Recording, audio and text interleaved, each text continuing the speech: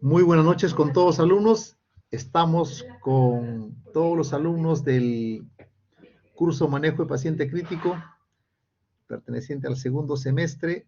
Vamos a desarrollar en esta ocasión una clase teórica sobre manejo de la vía aérea, ¿no? Fundamentalmente algunos conceptos desde las maniobras básicas de cómo realizar la permeabilidad de la vía aérea hasta algunas maniobras instrumentalizadas, ¿no?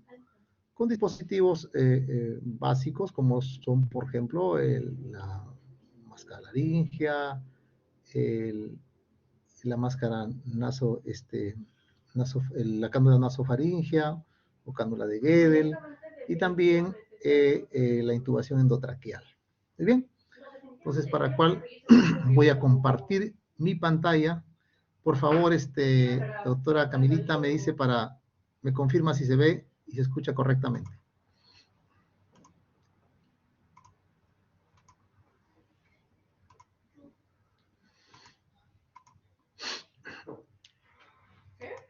¿Se ve? Sí, doctor, sí se ve en la pantalla. Se ve y se escucha, ¿no? Muy bien. Entonces vamos a hacer la clase de evaluación y manejo de la vía aérea en el paciente crítico. Muy bien.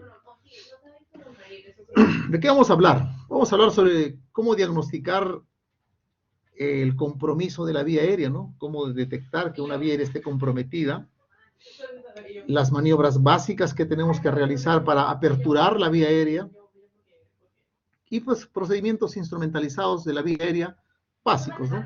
Como son la colocación del tubo orofaringio, la máscara laringea y también la técnica e indicaciones de una intubación orotraqueal o endotraqueal, ¿no? Muy bien. Entonces, lo primero que tenemos que hacer es reconocer si la vía aérea está obstruida o no, ¿no? Si un paciente habla claro, su vía aérea está permeable. Ya sea que grite, se queje, la vía aérea está permeable. Si usted evidencia disfonía, ¿no? O ronquera, un estridor, un paciente que respira sin gorgoteo, ¿no? O sencillamente el paciente no responde, podría haber un compromiso en grado variable de esa vía aérea, de la permeabilidad de su vía aérea, ¿no? Entonces, cuando la vía aérea está amenazada, es una prioridad absoluta la permeabilización inmediata. Permeabilización inmediata, ¿ya? Recuerde usted, por ejemplo, si un paciente tiene un traumatismo penetrante en el cuello y puede haber lesionado la laringe, el nervio laringeo recurrente, puede tener cierto grado desde una afonía hasta una disfonía, ¿no? Si es que tiene alguna lesión a nivel de la vía aérea superior, puede estar haciendo un poco de estridor, ¿no? Si es que hay una tumoración a nivel laringio, ¿no? Un cuerpo extraño, etcétera. Entonces, si el paciente no responde, recuerden que puede tener una obstrucción de la vía aérea por la lengua, ¿no es cierto? Muy bien. Entonces, algunos conceptos importantes, ¿no? Cuando nosotros tenemos un paciente que tiene un compromiso neurológico que vamos a mensurarlo a través de la escala de coma de Glasgow, que ya hemos aprendido, cuando el paciente tiene una escala de coma de Glasgow de 8 o menor de 8, esa situación neurológica se llama coma, el paciente está en coma. Y si un paciente está en coma, pierde su capacidad de proteger su vía aérea, sus reflejos nauseoso, no sabe proteger su vía aérea y el paciente puede eventualmente broncoaspirarse, ¿no? Entonces es importante e imprescindible que nosotros el paciente tenga un control de esa vía aérea definitivo, lo cual incluye intubar al paciente. En otras palabras, paciente con Glasgow 8 o menos de ese puntaje tiene que ser intubado para proteger su vía aérea. Así esté saturando 99-100%. No es por un problema que tenga insuficiencia respiratoria, sino por protección de su vía aérea.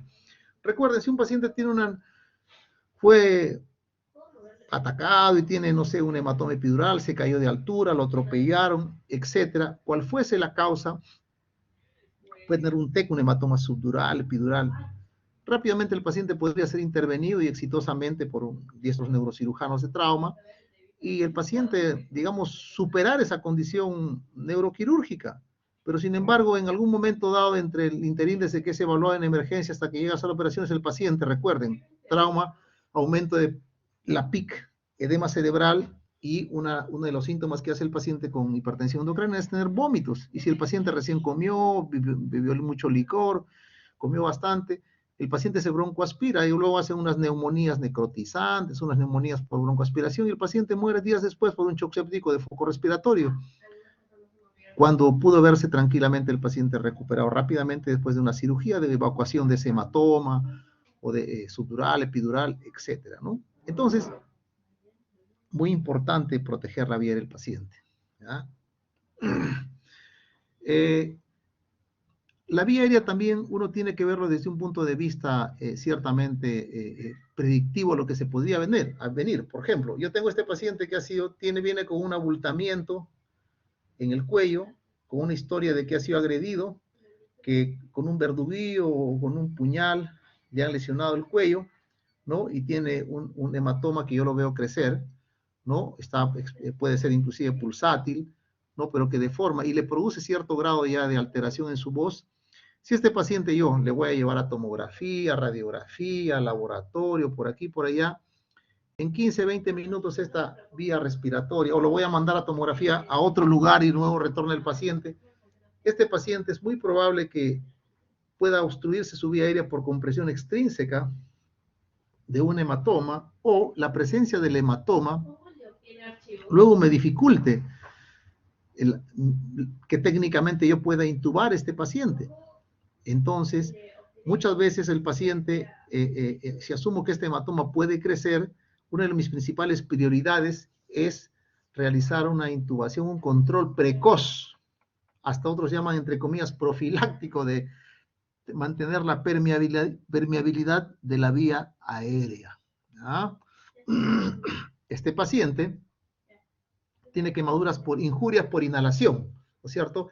Inhala gases tóxicos, se producen una serie de componentes tóxicos en el humo que entran a la vía respiratoria y reaccionan con la humedad, el agua que hay en la vía respiratoria, y eso produce una serie de irritación en la vía aérea y puede obviamente obstruirla, ¿no? Produce broncoespasmo, ¿no?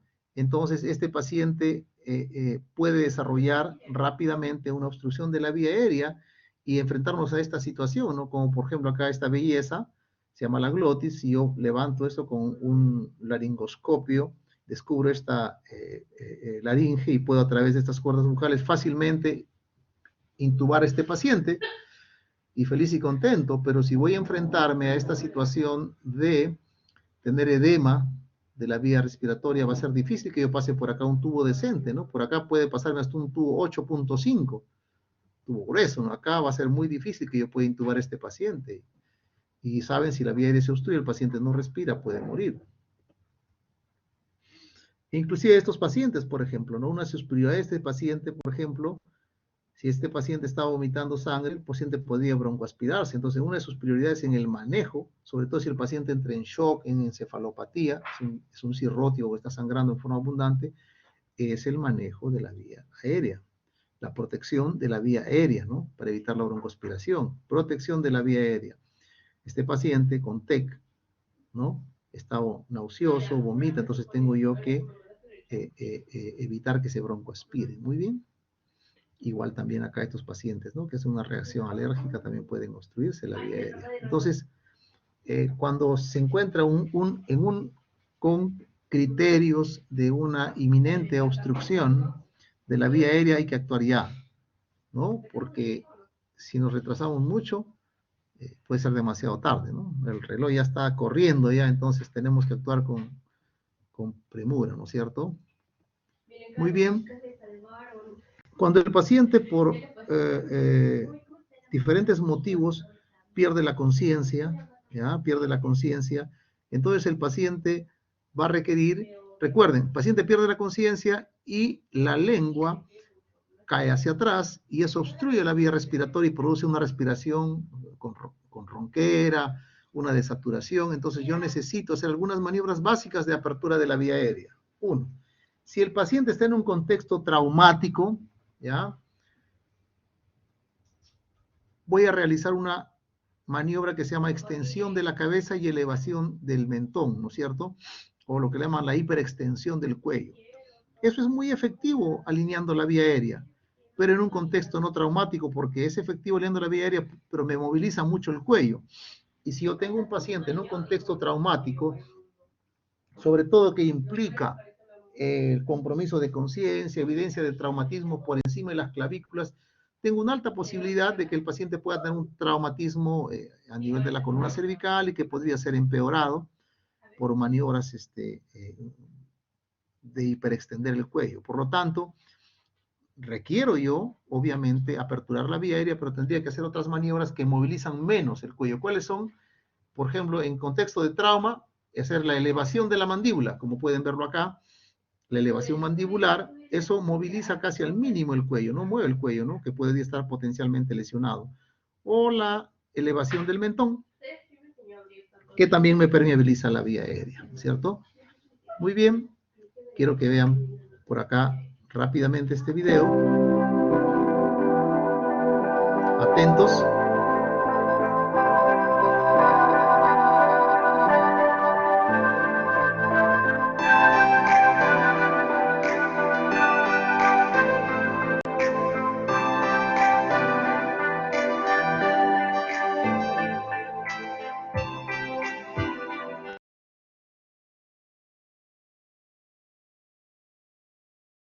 La tracción mandibular en contexto, en caso de trauma, ¿no?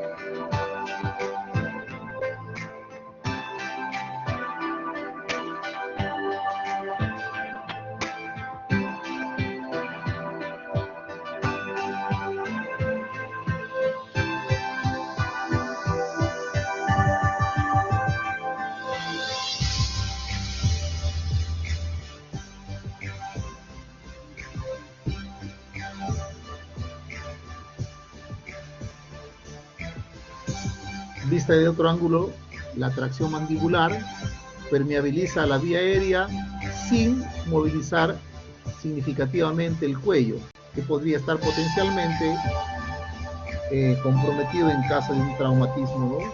Sobre todo cuando hay compromiso de conciencia en el paciente o este presenta algún tipo de herida en la cara, el cuello, evidencia de trauma, ¿no? A ese nivel.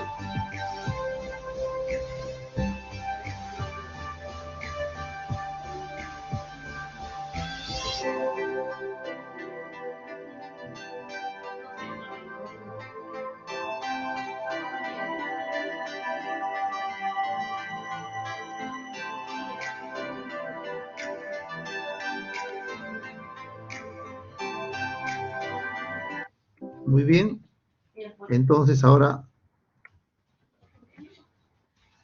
otro aspecto importante es reconocer rápido, ya vimos la permeabilidad de la vía aérea, reconocer rápido los signos de insuficiencia respiratoria, ¿no? Entonces tenemos que ver si el paciente está taquipneico o polipneico, ¿no? Respira muy rápido, o también está con bradipnia, ¿no?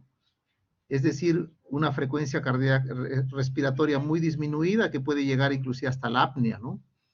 Entonces, el paciente, por ejemplo, puede haber estado en una situación de un trauma contuso en tórax, ha estado como muchas horas esperando atención médica hasta que fue atendido, rescatado del sitio de accidente, llega agotándose ya y el paciente puede ser que esté respirando rápido o muy lento, que significa que está en un paro respiratorio inminente, ¿no?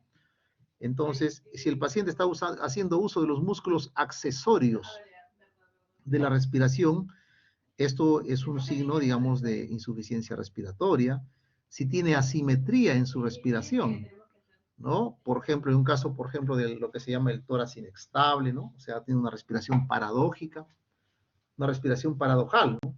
¿Qué significa esto? Cuando usted inspira, el tórax se eleva y se deprime el abdomen. En la respiración paradojal ocurre lo contrario. Usted inspira y el tórax el tórax se hunde y el abdomen se eleva, o sea, al contrario, ¿no? El paciente tiene aleteo nasal, signos de insuficiencia respiratoria, si tiene cianosis central, ¿no? O acrocianosis, o un deterioro de conciencia. Un paciente puede estar indemne desde un punto de vista estructural a nivel del sistema nervioso central en el cerebro, no tiene un golpe, y sin embargo, por el hecho de no ventilar, no respirar apropiadamente, no oxigenar, puede tener diverso grado de compromiso del sensorio, por hipoxemia severa, ¿no? Eso ya lo hemos mencionado. Entonces, son signos de insuficiencia respiratoria, ¿no? Muy bien. Importante escuchar cómo habla, ¿no? Si, por ejemplo, si yo tengo... me llamo Fedi, y me apio que es largotote, entonces, estaba, entonces, habla así de sílaba en sílaba, ¿no? Se cansa mucho, no habla entrecortada, puede tranquilamente estar con una gran insuficiencia respiratoria secundaria, una crisis asmática severa, por ejemplo, ¿no? No habla con fluidez como puedo estar yo hablando, ¿no? Si tiene sibilantes, pues un tórax silente, ¿no? Una crisis asmática severa, un asma casi fatal. Los pacientes hacen este cuadro con un broncoespasmo muy severo y el tórax no se escucha nada, no porque no tenga sibilantes, sencillamente no pasa el aire, ¿no? Tiene roncantes producto de una broncoaspiración, no secreciones, neumonías, ¿no? Tiene sibilantes, etcétera. Eso hay que escuchar, hay que auscultar, ¿no? Ahora, siempre hay que verificar también la hipoxemia. La hipoxemia no siempre es evidente, ¿no? O sea, no siempre va a estar, pues, morado el paciente como un pitufo, ¿no? La hipoxemia a veces es un poco más sutil, como por ejemplo ustedes pueden ver acá, tiene acrocianosis, ¿no? En la punta de los dedos o los labios, ¿no es cierto? De tal manera siempre hay que estar verificando y hacer uso sobre todo de un oxímetro de pulso. Mucho más en estos tiempos en la cual los pacientes tienen lo que se llama la hipoxia silente, ¿no? La hipoxia silente que va de la mano con lo que sería el hipoxémico feliz, ¿no? La hipoxia feliz. O sea, el paciente está tranquilo, ¿no? Llega a la emergencia, se cansa un poquito, dice, ¿y cómo está ahí? Y tú le pones el oxímetro y le repones y dice 75%, ¿no? Y el paciente está paradito junto a ti mirándote.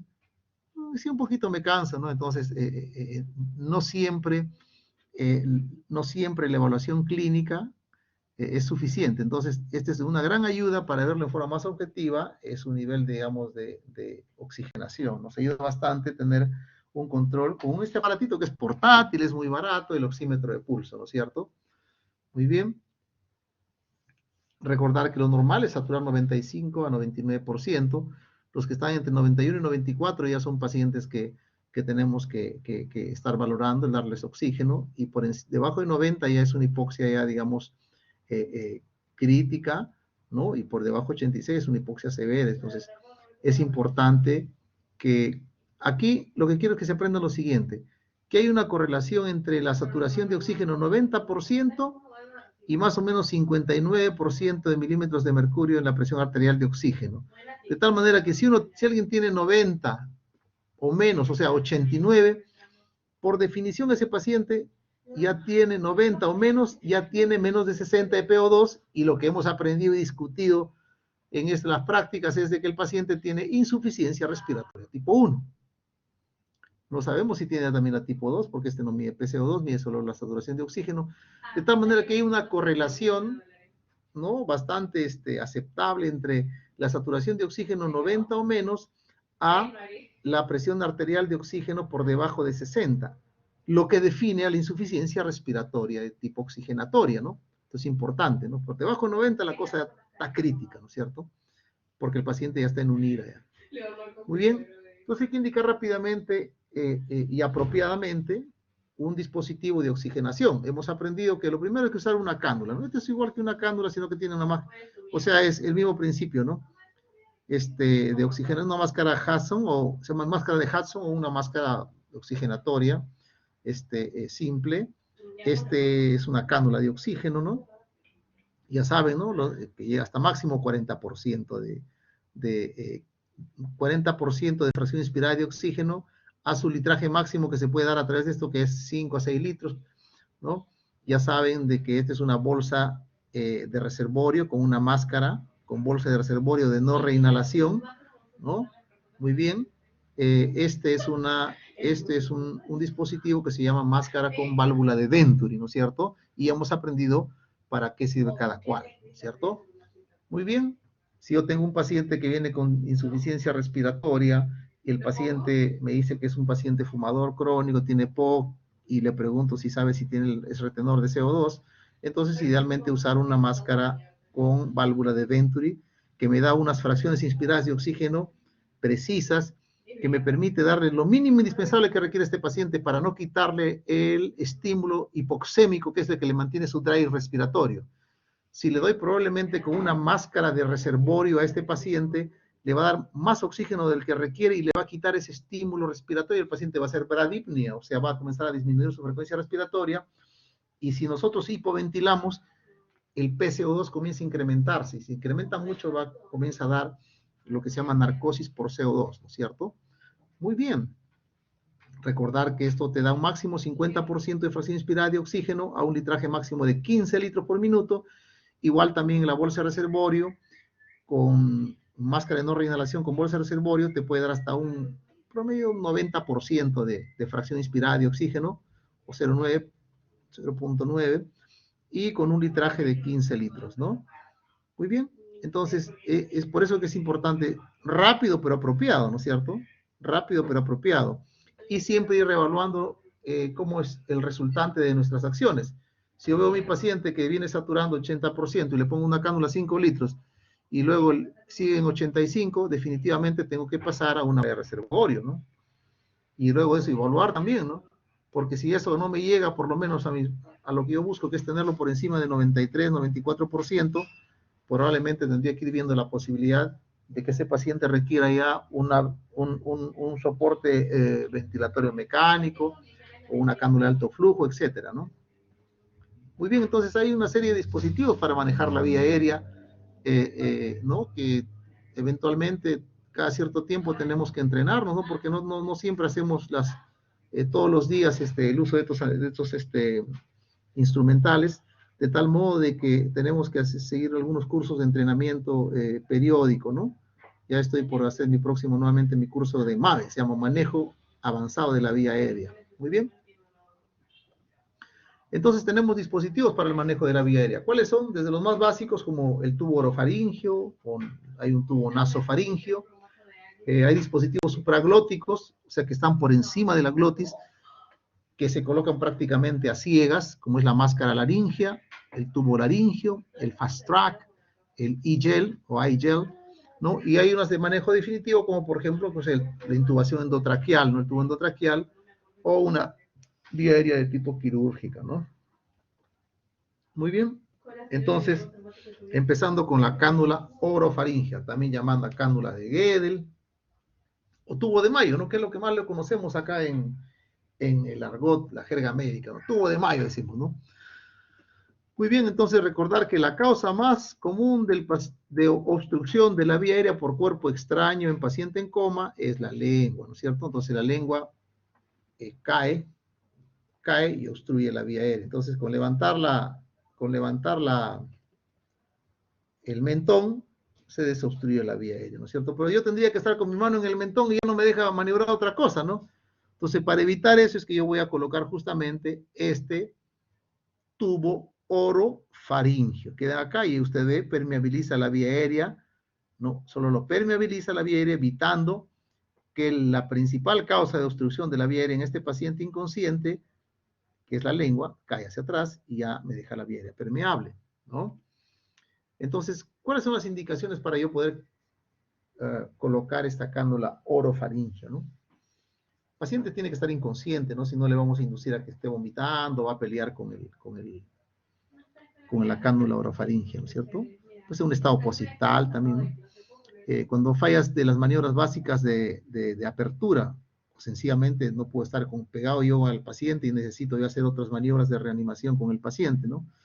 Cuando se hace una ventilación manual con el AMBU, cuyo nombre correcto es bolsa, válvula, máscara, la bolsa, la válvula y la máscara que va hacia la cara del paciente, ¿no? Pero lo conocemos como AMBU porque fue una de las primeras marcas de bolsas de resucitación, ¿no? De la marca AMBU.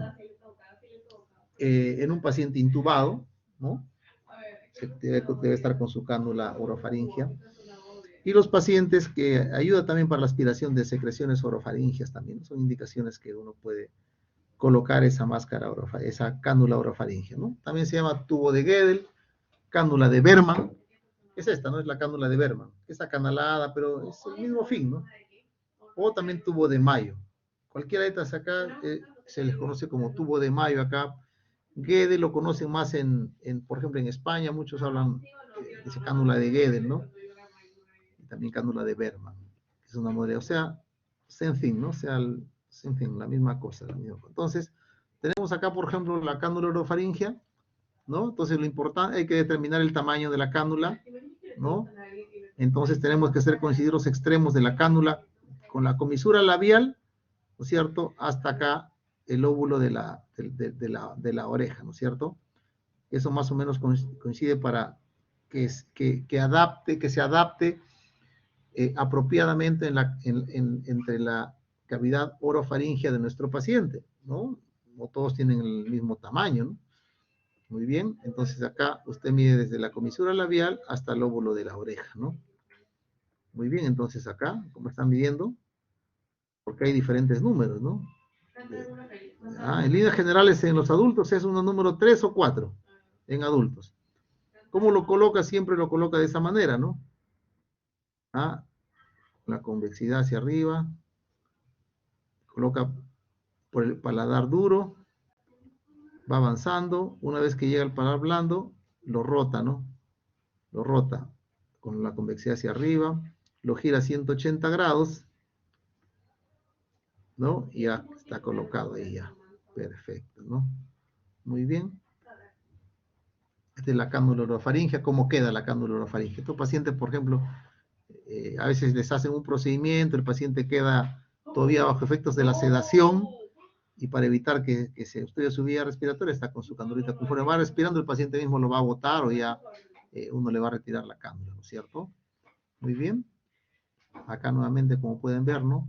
También es importante cuando vamos a ventilar al paciente, ¿qué es lo que pasa? Al ventilar tal vez podría caer hacia atrás la lengua y nuevamente va a obstruir y no va a dejar un buen pasaje del aire que vamos a insuflar a través del ambú o la bolsa, válvula, máscara, también conocida como ambú, ¿no? Entonces, que el paciente tenga una adecuada cánula orofaringea o tubito de Mayo nos va a ayudar a poder hacer más eficientes con nuestra ventilación con el ambú.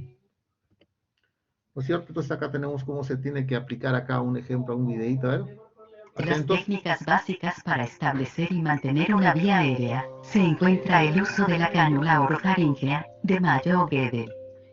Dichas cánulas son tubos rígidos de forma anatómica, introducidos en la vía aérea superior por la boca. Este tipo de cánulas deben ser usadas siempre que sea posible en toda persona inconsciente, ya que ayudan a mantener la apertura de la vía aérea, y además facilitan la aspiración de secreciones. Sin embargo, no aíslan la vía aérea y por lo tanto no previene la broncoaspiración. Es por ello que no son consideradas parte de una vía aérea garantizada. Tienen una forma curvada que se adapta al paladar.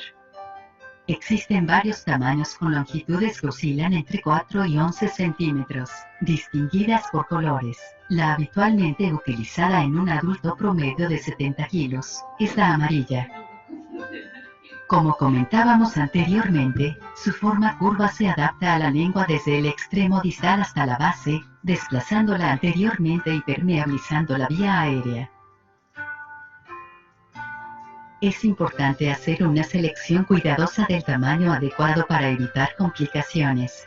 Para elegir una cánula, la longitud de la misma debe ser similar a la distancia entre la comisura labial y el lóbulo de la oreja. Vemos un ejemplo de cómo debe medirse la cánula. Colocar la cánula sobre los reparos anatómicos antes mencionados y haciendo coincidir ambos extremos de la misma. La cánula correcta es la que se adapte a esta distancia. Una vez elevada la cánula correspondiente al paciente, procedemos a la introducción de la misma, la cual debe realizarse introduciéndola con la convexidad hacia arriba y luego girarla a 180 grados. Repitamos el procedimiento en cámara lenta.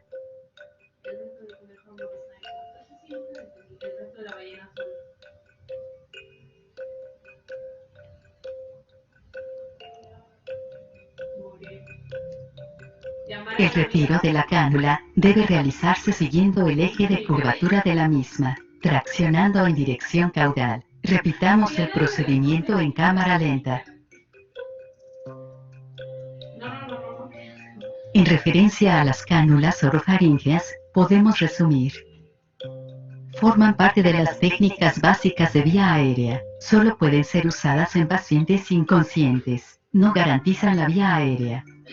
Y finalmente, mejoran la ventilación. Las técnicas básicas. Muy bien. Ahora, luego de haber visto las técnicas básicas de la vía aérea a través de la cánula orofaringea, vamos a ver los dispositivos supraglóticos, no sé qué decir, que están por encima de la glotis, a diferencia de un tubo endotraqueal que atraviesa la glotis, ¿no es cierto?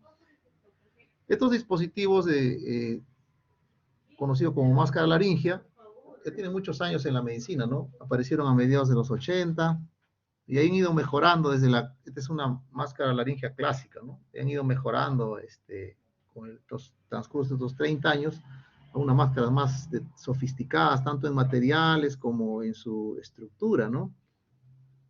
En su diseño, ¿no? Esta es la forma como se coloca, ¿no? Se coge como un lapicito y se coloca a ciegas. O sea, prácticamente, o sea, uno no está, como a diferencia de una intubación endotraqueal que hacemos una laringoscopía, es decir, con un laringoscopio vemos dónde está la glotis, la epiglotis, la glotis, la abertura por donde vamos a pasar las cuerdas bucales, por donde vamos a pasar el tubo endotraqueal. Acá no. Usted solamente lo que hace es seguir una técnica ya determinada, ¿no? Y no se hace prácticamente, se coloca ciegas. Muy bien. Entonces hay diferentes tipos de máscaras laringeas, ¿no? Estas son las clásicas, que aparecieron a mediados de los 80, luego ya en los 90 tenían se llama la Procil, la Supreme, ¿no? Ya son de tercera generación. Hay diferencias no solamente que ya tienen, por ejemplo, algunos puertos para, por ejemplo, para pasar una sonda nasogástrica, ¿no? Para pasar a través de ella una sonda nasogástrica. Otros como, por ejemplo, el Fast Track, ¿no? Que permite a través de ella intubar al paciente. Se coloca la máscara laringea como una máscara laringea de primera generación y luego de eso, a través de ella puedes pasar, intubar al paciente, ¿no? Y esta es la que se llama la máscara laringea e-gel, que es de un material especial que al colocarse en la hipofaringe, el material con el calor del cuerpo se adapta, ¿no? Porque ha sido diseñado casi en una figura espejo, ¿no? O sea, se adapta a la forma de la hipofaringe y puede sellarse apropiadamente para que pueda uno a través al paciente tener la vía aérea permeable, ¿no? ¿Ya? Entonces, no confundir la permeabilidad de la vía aérea con la protección de la vía aérea, ¿no? La protección que brindan estos dispositivos es bastante aceptable, pero definitivamente una protección frente a la broncoaspiración y un aseguramiento de la vía aérea mucho más, digamos, por decirlo así, absoluto, eso con una intubación endotraqueal, como un tubo endotraqueal, ¿no? Pero tiene también una protección bastante aceptable, ¿no? Entonces, una máscara laringea es una alternativa a la intubación difícil. Se debe tener siempre en los coches de intubación, de vía aérea difícil, se debe tener siempre una máscara laringea. Hay pacientes en las cuales es difícil de intubar, pero recuerden, el paciente no se muere porque no lo intubas, se muere porque no le das oxígeno, porque no lo ventilas. De tal manera que uno a través de ese dispositivo de la máscara laringea yo puedo pasar oxígeno, yo puedo ventilar al paciente con este dispositivo, de tal modo de que no se acabó el mundo porque el paciente no se pudo intubar. Los pacientes se mueren, como decía un profesor mío de la vía aérea, los pacientes no se mueren por insuficiencia de plástica aguda, ¿no? En la vía aérea, no, se mueren porque no se oxigenan, porque no se ventilan. Entonces, mantienen la vía aérea permeable en procedimientos cortos, de tal modo de que hacía muchos años, ¿no? Que se utilizan en la máscara laringea para procedimientos de cirugía cortas, ¿no? Pacientes no necesitan necesariamente estar intubados. y los sedan, los sedan a los pacientes y les permiten hacer las cirugías que son usualmente cirugías de corta duración, ¿no? Los pacientes que tienen, digamos, trauma cervical, trauma facial, en los cuales es difícil manipular y es una vía aérea, digamos, difícil de poder canular un tubo endotraqueal, se puede colocar una máscara laringea, ¿no? Muy bien, entonces, ¿cómo es que se coloca la máscara laringea? ¿No? Primero hay que verificar que el CAF, ¿no? Que es el CAF, que es una especie de un anillo inflable que va a permitir el aseguramiento para evitar escapes, ¿no? Que permite el aseguramiento cuando está dentro de la hipofaringe, con este tubo, la máscara laringea, ¿no? Entonces, primero hay que, obviamente, probar que no esté roto, ¿no? A través de este conector, acá, infla el CAF, perfecto, está bien. Luego de eso tenemos que, ya hemos verificado que esté bien que esté bien el CAF de aseguramiento de la máscara laringea. Luego tenemos que desinflar para poder colocarlo. O sea, ustedes ven acá está inflado y acá tenemos que desinflarlo para poder colocarlo. Muy bien, se infló solamente para probarlo.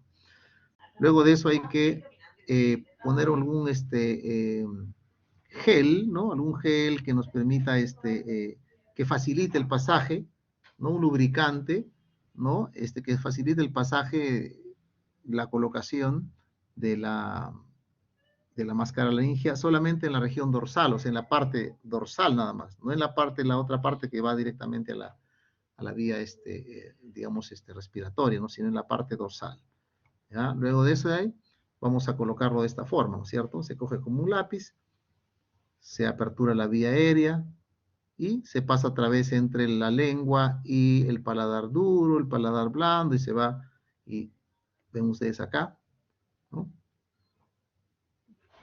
Ya comienza a hundirla hasta una marca que se tiene. La mayor parte tienen marcas, o hasta sencillamente donde tope. Ahí donde topa, ahí queda. Y luego inflan ustedes el balón, ¿no? Que permite una mejor sello, se podría llamar un mejor sello de la máscara laringea, ¿no es cierto? Muy bien, entonces acá, luego de eso usted va a probar acá, comienza a ventilar al paciente y igual escucha, ¿no? Que corrobora que hay un buen pasaje en los ápices pulmonares, derecho-izquierdo, las regiones laterales de los pulmones y también el epigastrio, ¿no? Entonces, si usted ve que hay buen pasaje, infla muy bien ambos campos pulmonares, estamos perfectos, ¿no es cierto? Y va a haber también una mejoría con el oxímetro de pulso. Por ejemplo, esta es otra modalidad, ¿no? Así rápidamente, que es un tipo de máscara laringea que se llama fast track, ¿no? Fast y track, ¿no? Desde una tráquea rápida, ¿no? Sí, efectivamente permite una intubación endotraqueal, ¿no? Se coloca, la colocación es como si fuese una máscara laringea, y luego ya a través de ella se va a pasar un tubo, ¿no? Que está diseñado específicamente para este dispositivo, que es un tubo endotraqueal, ¿no? Muy bien. Acá tenemos otra máscara que es la Supreme, ¿no? Que sea de creo que es una tercera generación de máscara laringea, ya no solamente se modificó en su material, sino también en su estructura, ¿no es cierto? Estos tienen puertos por donde vamos a ventilar, ¿no? Y un puerto por donde vamos a pasar también una sonda nasogástrica, ¿no? Para descomprimir el estómago. Recuerden, por más que sea, siempre va a pasar un poco tal vez de aire a la vía digestiva y va a comenzar a distender el abdomen, ¿no? Y eso obviamente al distenderse el abdomen eleva el diafragma y eso actúa en forma negativa para una buena ventilación. Entonces, si nosotros descomprimimos el estómago, estamos muy bien. Inclusive pueden tener hasta restos también de jugo gástrico, residuos pueden también descomprimirse como cualquier otra sonda nasogástrica, ¿no? Pero fundamentalmente es para el aire que podría pasar cuando uno ventila al paciente, ¿no? Muy bien. Otra modificación o forma de máscara laringea también es esta, que es una maravilla, se llama e-gel o iGel, ¿no? Que es un gel especial Es un gel especial, como le digo, que se dilata, es un material, los polímeros, un material especial que al estar en la hipofaringe se dilata y se adapta a la cavidad, ¿no es cierto? De tal manera que no necesita esto un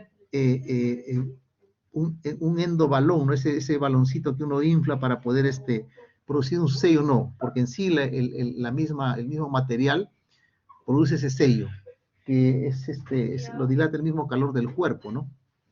¿Ya? Entonces está acá y inclusive tiene los números de acorde los pesos del paciente, ¿no? Entonces, de acuerdo a cómo pesa el paciente, tiene un rango de peso del paciente y te da la numeración. Por ejemplo, te dice 50 a 90 kilos, ya número 4. ¿No? Una persona de 30 a 40 kilos será pues menos, etcétera, y así, ¿no? Entonces, acá está como queda colocado, ¿no? Usted lo coloca a ciegas. Una vez que llega acá, esto se comienza a dilatar un poco y hace el mismo cuerpo de la máscara laringe, hace un sello, ¿no? ¿Ven acá? Entonces, como lo coloca, ¿no? Esta es otra máscara laringea, también se llama Prosil. Igual también tiene, esto sí tiene la cazoleta, ¿no? Que es como el balón que uno tiene que inflar y desinflar. Acá está, por acá donde se infla, el balón piloto, por donde se infla, ¿no? Pero tiene la propiedad que tiene para pasar por acá, una sonda nasogástrica, perdón, una sonda para drenaje gástrico, ¿no? Una sonda para drenaje gástrico, ¿no? Muy bien, acá vamos a ver la colocación, algunas explicaciones y también cómo se hace la colocación práctica, ¿no? Bueno, a continuación vamos a aprender a colocar una máscara laringea. Entonces, primero debemos seleccionar la máscara laringea adecuada para el paciente. Las máscaras laringeas vienen marcadas, por ejemplo, esto es una máscara número 3 y se utiliza para un paciente que pese entre 30 y 50 kilos. El volumen con el cual vamos a insuflar la máscara es de 20 mililitros. Esta guía, esta línea que ustedes ven acá, esta es la línea radio opaca para cuando tomemos rayos X de tórax. Después de haber hecho eso, lo que debemos hacer es desinflar, probar que funciona adecuadamente el neumotaponador y lo debemos desinflar. Bueno. Una vez desinflado, vamos donde el paciente, lo colocamos en posición de olfateo. Con la mano dominante tomamos la máscara laringea como si fuera un lápiz. Ubicamos el índice en este punto porque nos va a servir como punto de apoyo, punto de soporte. Introducimos la máscara, vamos a utilizar el dedo índice de la mano contralateral para evitar que se nos flexione al momento de introducirlo. A continuación, utilizando nuestro punto de apoyo, vamos a empujarla contra el paladar duro, siguiendo la curvatura anatómica del paciente. Y la introducimos hasta que sintamos resistencia. Muy bien. La máscara laringea debe quedar central. Una vez hecho eso, vamos a insuflar la máscara laringea con el volumen determinado, que puede ser 20 mililitros o hasta que no haya escape por la máscara laringea.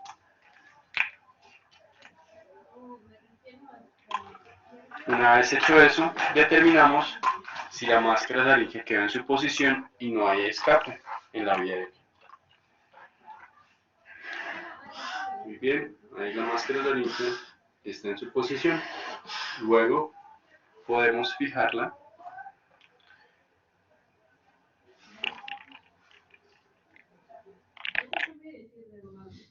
Bueno, continúa. Muy bien. Acá hay otra explicación, así breve también, de cómo colocar la máscara laringea. Procederemos a ver la técnica de colocación de la mascarilla laringea. Recordemos que está compuesta de una cánula y de un balón, y esta puede usarse en distintos escenarios, como el escenario de paro o la secuencia de inducción rápida. En este caso tenemos un paciente de 60 kilos, por lo cual usaremos una cánula número 4. Primero tenemos que ver la integridad de esta, que esté totalmente funcional. Luego procedemos a su lubricación por medio de gel hidrosoluble o un spray atomizador. Tomamos como si fuera un lápiz. Luego procedemos a alinear los ejes del paciente. Recordemos que esta maniobra no se hace si es un escenario de politraumatizado. Introducimos poco a poco de una forma suave hasta topar. Sabremos que topa porque nos da resistencia. La punta del balón se abocará a nivel del esófago.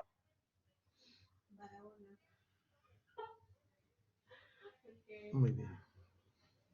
Y insuflaremos 30 mililitros o con un manómetro, no un máximo de 60 centímetros de agua. Al momento de hacer esto se va a sellar la hipofaringe, permitiendo solamente el paso del aire de la cánula a las cuerdas vocales. Finalmente vamos a conectarla a la bolsa autoinsuflable para corroborar su adecuada posición, auscultando de forma inicial en epigastrio y posteriormente en ambos campos pulmonares, en base. Perfecto. Muy bien. Ahora vamos a hablar sobre el procedimiento ya es un procedimiento invasivo de la vía aérea, que es la intubación endotraqueal, ¿no? Es un procedimiento que nos permite no solamente tener permeable la vía aérea, sino también protegerla, ¿no? De uno de los riesgos que tienen los pacientes que tienen un compromiso de conciencia, que están vomitando, como es el broncoaspirarse, ¿no? Muy bien. Y eso es lo clásico, ¿no? Como hacíamos estas fotos de hace más o menos unos casi, tal vez, 20 años, ¿no? Estoy aquí intubando, ¿no? Una cosita mínima, acá una pequeña N95 y estábamos intubando a los pacientes así, ¿no? Lo clásico, ¿no? Pues los tiempos cambian, ¿no? Los tiempos cambian. Acá estamos también, hace muchas lunas, intubando también en la sala de emergencia donde trabajo en el Hospital de la Fuerza Aérea, ¿no? Pero los tiempos cambian, entonces ya estamos en la era COVID, ¿no? Entonces hay que ser más, digamos, mucho más precavidos con las normas de bioseguridad, ¿no? Por razones obvias del contagio, ¿no? De esta enfermedad potencialmente mortal. Y implica también ya el uso de dispositivos ya como de más avanzados para el manejo de la vía aérea, como por ejemplo la videolaringoscopía, ¿no? La videolaringoscopía, en una intubación normal, tú estás en el momento que vas a intubar, tú estás con un contacto directo bajo tu visión directa, en tu visión a las cuerdas vocales, y pues, obviamente hay una cercanía con el paciente, ¿no? Este es uno de los procedimientos de más generación de aerosoles que entonces pueden contagiarte, ¿no? En cambio, acá tú no estás mirando la vía aérea en sí, estás mirando, directamente, ¿no? Si no estás mirando acá la cámara, estás mirando, la pantalla que transmite de una cámara que tiene la punta del instrumento que te permite intubar al paciente.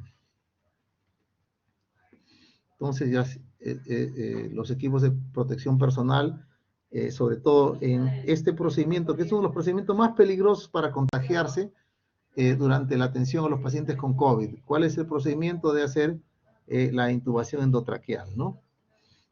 Muy bien, entonces es importante que se recuerde EPP, tu equipo de protección personal, la seguridad es lo primero. Muchos colegas que se han contagiado y han contado pues que días previos, más o menos calculando que es muy probable que en esa acción se hayan contagiado al intubar a pacientes, ¿no? Con COVID grave, ¿no es cierto? Importante también reentrenarse, ¿no? Modificar la técnica, cómo usa la videolaringoscopía. Se puso de moda esto unos meses, lo que se llama el Taiwan Box, ¿no? La cajita de Taiwán, que la verdad es que intentaba proteger, pero realmente lo que hacía era dificultar un poco la maniobrabilidad, pero después se dejó de usar porque se vio que realmente no servía para nada, entorpecía más el éxito de la intubación al primer intento, los tiempos de intubación, y realmente se vio que no tenía un impacto positivo, por lo que dejó de usarse, ¿no? Entonces lo clásico, pues es nuestro laringoscopio, ¿no? Convencional, tu tubo endotraqueal convencional, y con eso intubabas. Ahora pues ya hay otros dispositivos como los videolaringoscopios, es un Kim Vision, por ejemplo, ¿no? ¿ya? Este es un tipo de videolaringoscopio. Acá hay otra belleza que se llama el CIMAC, que es de la marca Storz, es una marca alemana. Tú no miras ya a la cavidad del paciente, a la cavidad oral, la glotis, no, miras acá a la pantalla, ¿no? Tú vas viendo cómo va pasando el tubo, ¿no es cierto? Y este es otro caballito de batalla también de la videolaringoscopía, ¿no? Es el Glidoscope, ¿no? Que tal vez es uno de los más conocidos y usados y los más caros también, el Glidoscope, un tipo de videolaringoscopio, ¿no? Esta es otra marca que se llama McGrath, ese tenemos en el hospital, en la FAB.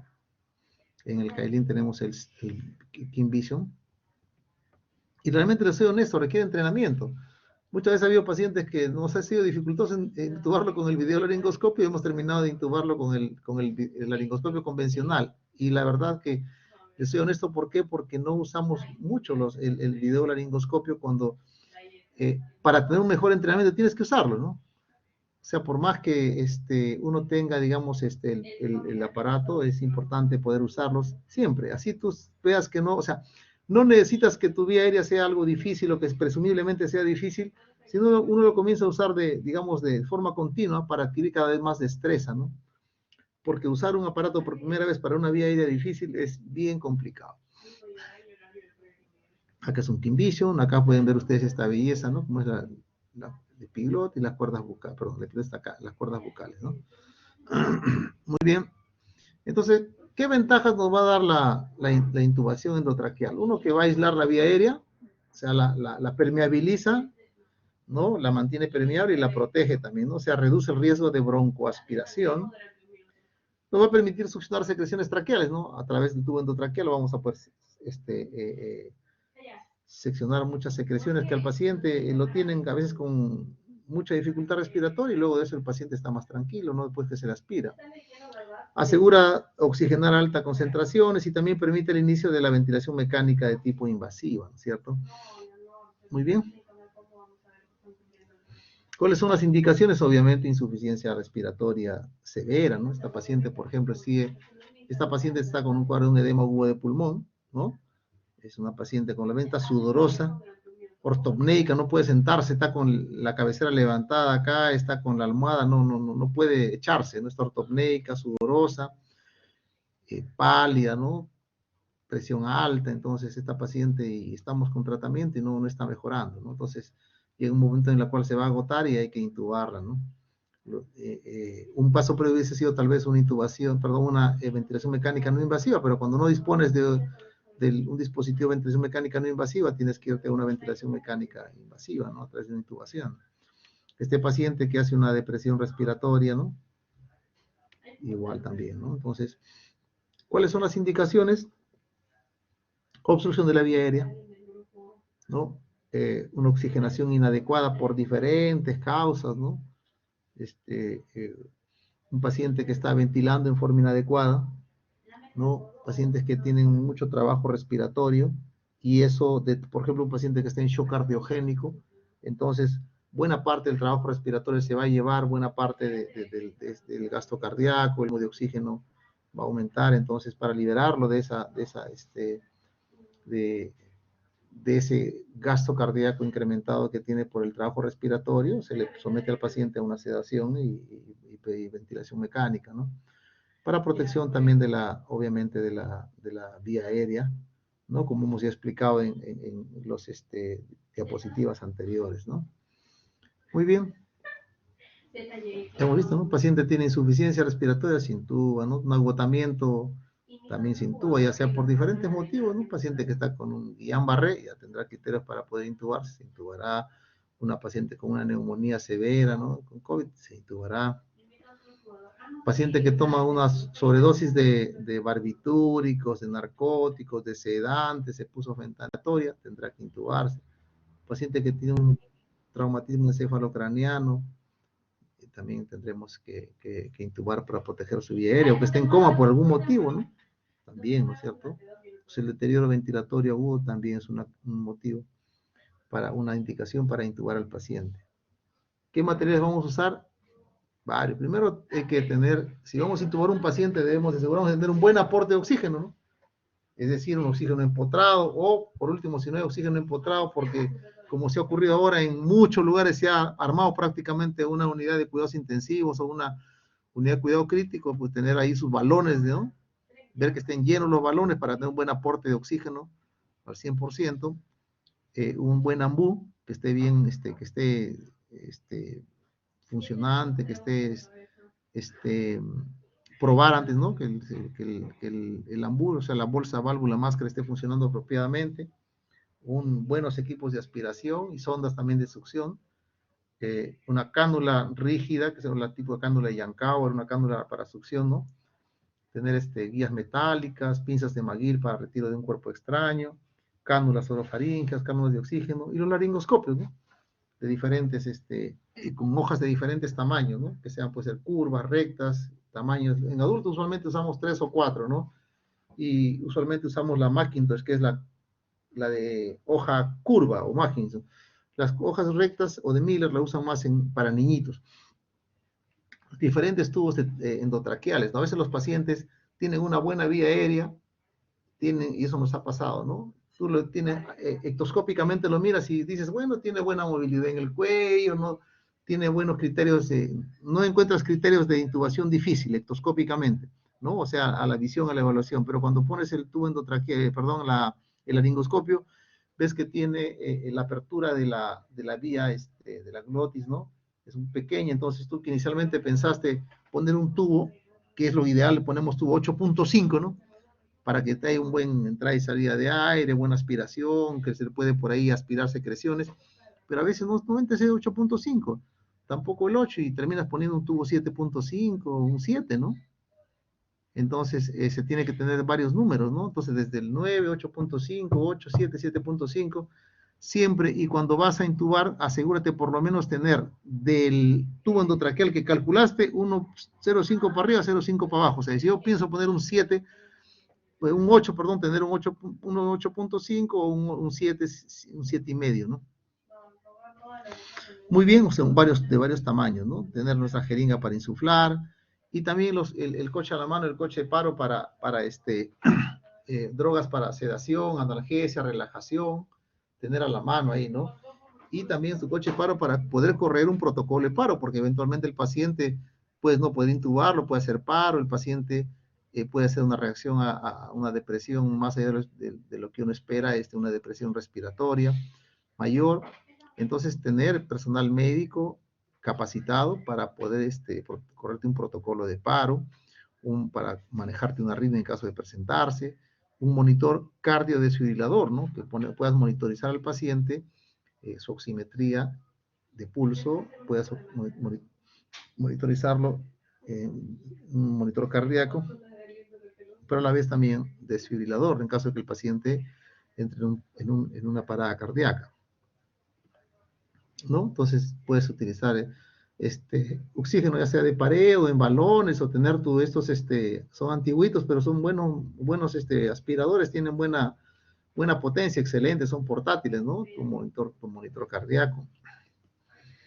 Tus drogas, importantísimo, ¿no? Las drogas para la sedación, la analgesia, la relajación, relajantes musculares como el rocuronio, becuronio, succinilcolina, ¿no? Sedantes como el propofol, ¿no? El midazolam o el lorazepam, lo que tengas, ¿no? E inclusive, por ejemplo, analgésicos como el fentanilo, ¿no? Tienes fentanilo, el paciente puede hacer alguna sedación, una depresión respiratoria mayor por el fentanilo. Tienes acá el naloxone, que es el antídoto de los opioides, ¿no? Etcétera, todas tus drogas que requieres, ¿no es cierto? Y los diferentes tipos de tamaño de tubos endotraqueales. También se llama boogie, ¿no? Que acá tenemos los laringoscopios, etcétera, ¿no? Muy bien, y por último acá tenemos un video que nos va a explicar paso a paso la intubación endotraqueal, ¿no? Una vez que el paciente se encuentre en paro respiratorio, ya sea por situación clínica o inducido por los fármacos de la secuencia, retiraremos la mascarilla bolsa reservorio, dejando las puntas nasales, y procederemos a la laringoscopía. Con la alineación de los 3 ejes, en el caso que no sea un paciente con sospecha de lesión traumática cervical, realizaremos la introducción de la hoja de laringoscopio por la comisura labial derecha, desplazando la lengua y desplazándonos hacia su base, donde vamos a ver la epiglotis. Posteriormente, en su base, realizamos una subluxación con un movimiento hacia arriba y hacia adelante. Y de esta forma exponemos la glotis, que es el espacio virtual entre las cuerdas. Una vez que tengamos la visualización, entonces realizaremos la introducción del tubo orotraqueal. Visualizo cuerdas, introduzco el tubo. Aquí en esta parte alguien tiene que ayudar a retirar la guía.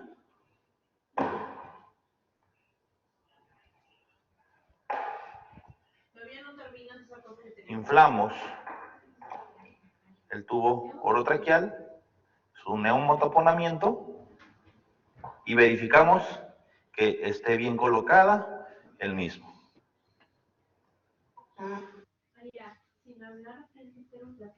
Una vez. Muy bien, otra forma también de explicarles cómo se hace la intubación endotraqueal.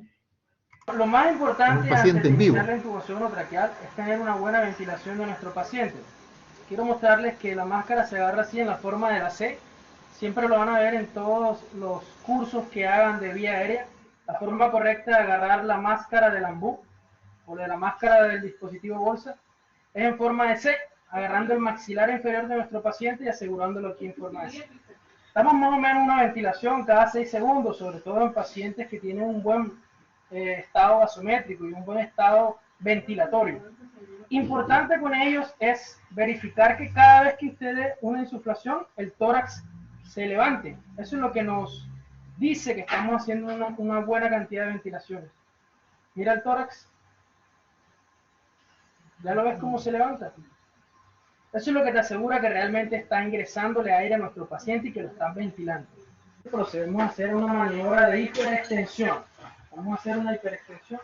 Dejamos nuestro embudo al lado. Con esta mano la colocamos en la cabeza, hiperextendemos y mantenemos con el mentón con la mano izquierda. Listo. La palma de la mano queda en la frente del paciente. Y con la punta de los dedos vamos a abrir la boca, suavemente. De esta manera yo la tengo en hiperextensión y al mismo tiempo tengo su boca abierta.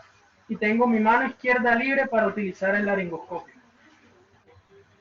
Está desinfectado. La forma correcta de agarrarlo es esta. Siempre el mango sobre la palma de la mano. Y la curvatura hacia adelante. Voy a ingresar por el lado derecho de la boca. Por aquí, por la parte derecha de la boca. Lo que vamos a hacer es ingresar por la parte derecha de la boca hasta el paladar blando. Y ahí desplazo la lengua hacia la parte izquierda. Ya la desplacé y me deja la vía aérea mucho más abierta. Ahí ingreso a la vallécula, la tengo y hago tracción delantera. Ahí, esa que se ve es la vía aérea. Esa línea, ese orificio vertical que se ve al fondo. Acércate un poquito. Esa es la vía aérea. Por ahí es donde vamos a introducir el tubo.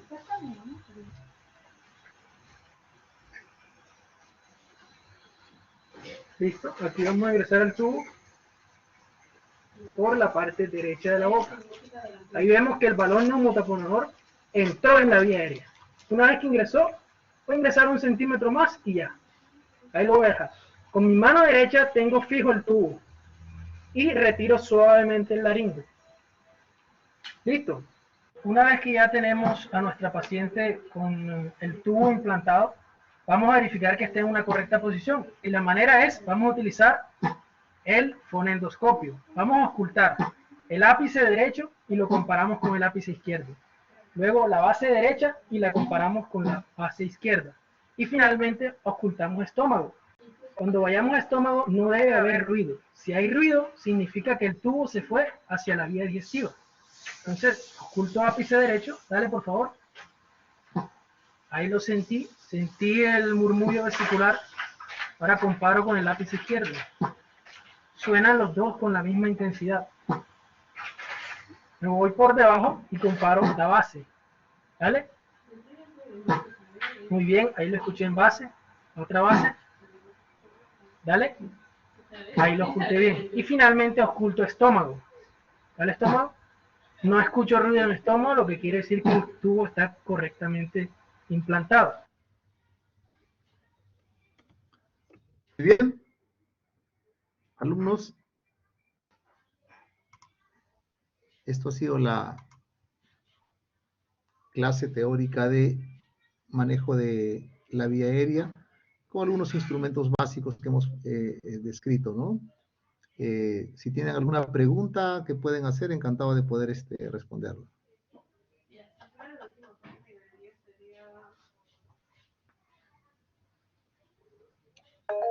Adelante.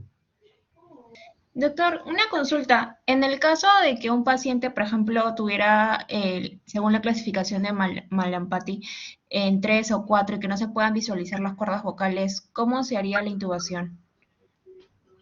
Ya, o sea, cuando tiene el paciente, mira, Mallampati es una clasificación que nos va obviamente, se correlaciona con la dificultad que se tiene para intubar, ¿no? 1 y 2 realmente no hay mayor dificultad. El 3 requiere un poco más de destreza y es factible, muy factible de poder realizarse inclusive con un laringoscopio convencional, clásico, pero ya un 4 usualmente vamos a requerir el uso de un videolaringoscopio o de fundamentalmente eso, ¿no? Ya sea un videolaringoscopio, de los que como hemos podido ver acá, ¿no? Invision, el McGrath, Glidoscope, ¿no? O algunos dispositivos que nos permitan, que nos puedan ayudar por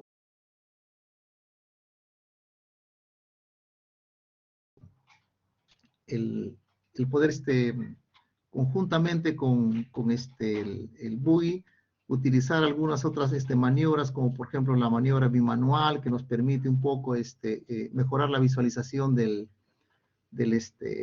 la laringe, ¿no? Realmente con un Mallampati 4 ya ya se considera, digamos, una vía aérea difícil y hay que ver la necesidad de usar otros dispositivos de mayor, digamos, envergadura que una simple laringoscopio, ¿no? La videolaringoscopía ayuda bastante.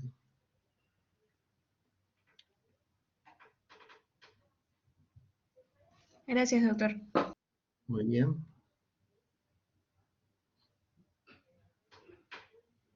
¿Alguna otra pregunta que quisieran hacer?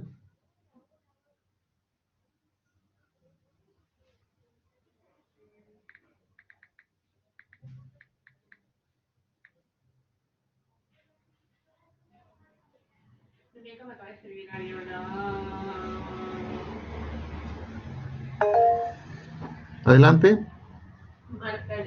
Doctor, en ese caso, el uso de lo que es la intubación endotraqueal, ¿vendría a ser después de lo que vendría a ser una cánula orofaringia o es independiente de cualquiera de los casos?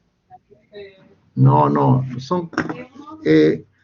tú usas una cánula orofaringia como la primera medida para mantener permeable la vía aérea en un paciente que tiene esas indicaciones. Por ejemplo, tú tienes un paciente que atiendes, digamos, reciente llega a la emergencia, el paciente en ese momento está con por decir, un Glasgow, no sé, 8, ¿no es cierto? O está con una depresión de conciencia secundaria, cualquier cosa, se tequió, está con drogas, lo que fuese, ese paciente ya no tiene capacidad de poder defender su vía aérea, que esté permeable, de deglutir, entonces este paciente va a necesitar que lo intubes, probablemente. Pero antes de eso tú tienes que preparar tus drogas, tienes que traer tu equipo de intubación. Entonces tú puedes colocar al paciente una cánula orofaringia, pero eso no te implica que, o sea, como te vuelvo a repetir, la cánula orofaringia solo mantiene permeable la vía aérea, ¿ya? Puedes colocarle la cánula orofaringia mientras preparas todas tus cosas y una vez que están tus cosas para poder ya intubar al paciente, sacas la cánula orofaringia, intubas al paciente. ¿ya? Luego de que tú has intubado, recuerden que si un paciente está intubado, también puedes volverle a colocar la cánula orofaringea, evita que muerde el tubo, ¿ya? O sea, se pueden estar las dos, un paciente que tiene está intubado puede también tener una cánula orofaringea, ¿no? Permite a través de ella poder al paciente aspirar las secreciones que tiene en la cavidad oral. No son incompatibles, pero la sola cánula orofaringea es una medida básica, inicial, que se hace para que el paciente mantenga permeable su vía aérea, pero no protege la vía aérea. Si un paciente está intubado, vomita, no se va a aspirar, ¿no? Sencillamente aspira las secreciones de la cavidad oral, pero ya está protegida su vía aérea. Pero si tiene una cánula orofaringea, está permeable, pero no está protegida, vomita y se va a broncoaspirar, o cuando el paciente, después que vomita y se permanece así, digamos, boca arriba, ¿no? En decúbito dorsal, el paciente puede respirar y puede broncoaspirarse, ¿no? Así es, no son incompatibles una con la otra, pero usualmente, ¿qué te toma? Poner una cánula no te toma ni 30 segundos, ¿no? ¿Has visto cómo se pone una cánula orofaringea? Se pone en forma inmediata. En cambio, intubar, sí, tienes que, sobre todo pacientes neurocríticos, tienes que preparar tus drogas, tener midazolam, fentanilo, si vas a utilizar tal vez el propofol, tu relajante muscular, etcétera, ¿no? Tener todos tus aditamentos, el cocheparo, el equipo, ¿no? Preparar tu ventilador, etcétera. Entonces, eso te va a tomar algunos minutos, ¿no? E inclusive, eventualmente, por ejemplo, si tú tienes un paciente que está con compromiso de conciencia, pero que puede ser, por ejemplo, algo que puede ser reversible, tú no sabes en ese momento. Entonces, no necesariamente tienes que intubarlo, sí puedes tenerle, por ejemplo, una cánula orofaringea, ¿no? Por si tienes un paciente que viene con una hipoglicemia, te llega, tú lo ves al paciente que está prácticamente con un Glasgow 5, 6, porque el paciente no está nada reactivo. Puede tener que 30, 20 glucosa. Tú le pones la cánula orofaringea y mientras espera le ponen subiendo venosa, le van trayendo la glucosa, le van colocando. El paciente despierta, le saca la cánula porque va a despertar el paciente, ¿no? No sé si responde a tu pregunta.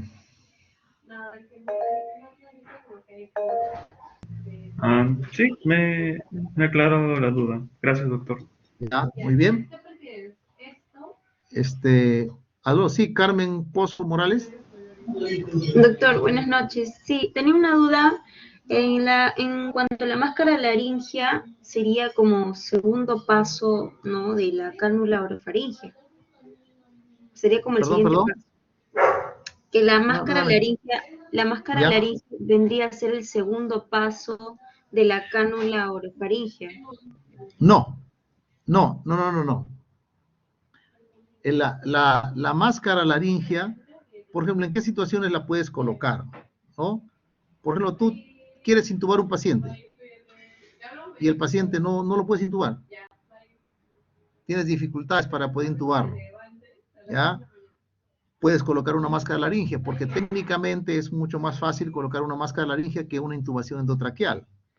Segundo, no sabes, suponte, no sabes cómo se llama intubar, o no tienes la destreza de poder intubar, puedes colocar una máscara laringea. Segundo, el paciente le van a hacer un procedimiento que requiere, por ejemplo, le van a reducir una fractura que tiene, y para eso tienen que ser analgesiarlo, ¿no? Y eso le va a deprimir, obviamente. Entonces, puedes colocarle, ¿para qué lo vas a intubar al paciente? Le colocas una máscara laringea mientras le hacen ese procedimiento que es corto, o inclusive hay cirugías, ¿no? Que hacen cirugías que son usualmente de corta duración, ¿no? Entonces el paciente colocas una máscara laringea, ¿no? Que te permite al paciente ventilarlo a través de ella. O sea, tú lo puedes con un ambú ventilar al paciente a través del conector al ambú que tiene la máscara laringea, ¿no? No te da una protección tan, digamos, tan segura como te puede dar un tubo endotraqueal, ¿no? Pero sí, esa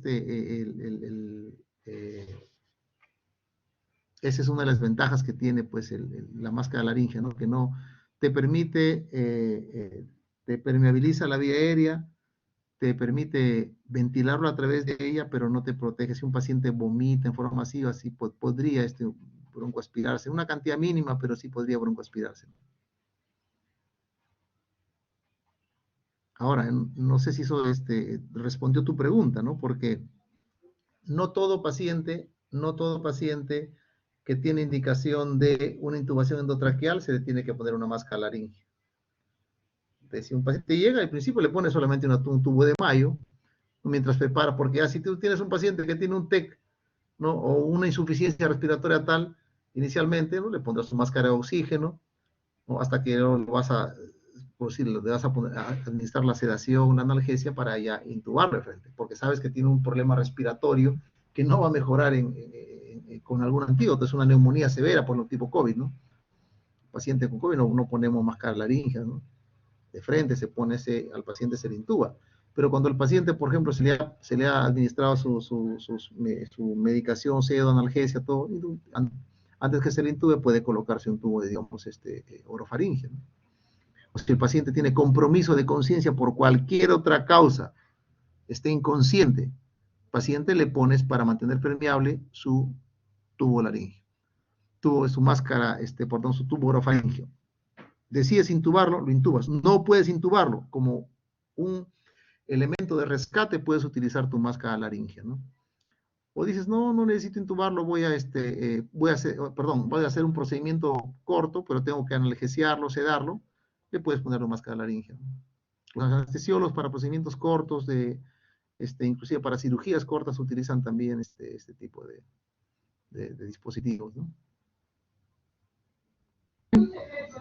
Sí, doctor. Y entonces la máscara laringea vendría a ser operador dependiente, ¿no? O sea, el mismo operador tiene que estar ventilando con el ambú. Claro, o sea, la máscara laringea como tú ves, se coloca ciegas, ¿no? O sea, no necesita mucha destreza, o sea, tú lo que necesitas has visto las dos, inclusive hemos mostrado 2 videos de cómo colocarlo, ¿no? Y hay variantes de máscara laringea, ¿no? Pero todas se colocan así, o sea, no necesitas tú hacer una laringoscopía, reconocer la laringe, hacer algún tipo de maniobra para, ¿no? Sencillamente abre la boca y tú colocas siguiendo un entrenamiento mínimo, ¿no? Colocas a ciegas la máscara laringea y inclusive lo hundes hasta donde tope, ¿no? Como dice ahí, ¿no? A donde hace un stop y ahí lo hundes y lo que haces es inflar nuevamente el endobalón de taponamiento y para que encaje mejor en la hipofaringe y a través de ella puedes tú ventilarlo, ¿no?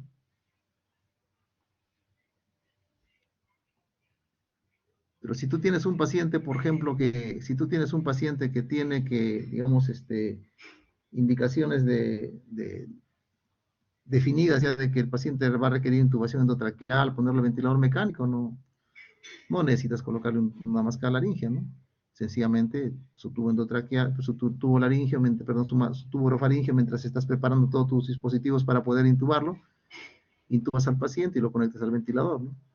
Si no puedes intubarlo, tendrás que ponerlo. ¿Por qué?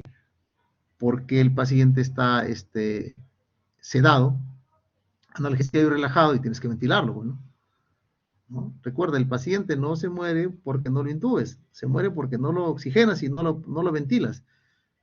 Entonces, a veces uno está ahí con el tubo, ¿no? Y el paciente hasta 7, 8, 10 minutos que no lo puedes ventilar, el paciente comienza a desaturar, entonces uno tiene que pasar a usar como una, digamos,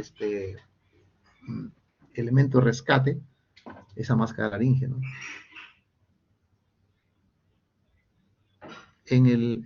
Muchos pacientes, por ejemplo, en el prehospitalero, por ejemplo, usan, ¿no? Personal paramédico, su máscara laringea hasta que llega la emergencia, ya con todas las drogas, sabidas y por haber, sedación, analgesia, relajación muscular, y el personal un poco más entrenado tal vez, pues intuba al paciente, ¿no? Muy bien. Ya son las 10. Les agradezco bastante su interés, la atención que han puesto a la clase. Ya vamos a dar por culminada la clase teórica.